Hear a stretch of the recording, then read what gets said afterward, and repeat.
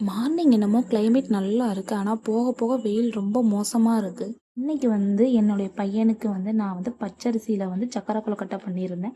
இது ரொம்பவே ஈஸியான ரெசிபி. கொஞ்சமாக வந்து பச்சரிசி மாவில் தேவையான அளவு சர்க்கரை இந்த மாதிரி பொடி பண்ணி கலந்து எடுத்துட்டு லைட்டாக தண்ணி ஊற்றி இந்த மாதிரி பிடிக்கிற அளவுக்கு வந்து வந்ததும் கொஞ்சமாக தேங்காய் பூ ஆட் பண்ணணும். அதுக்கப்புறம் வந்து நான் வந்து ஆவின் நெய் எடுத்துக்கிட்டேன்.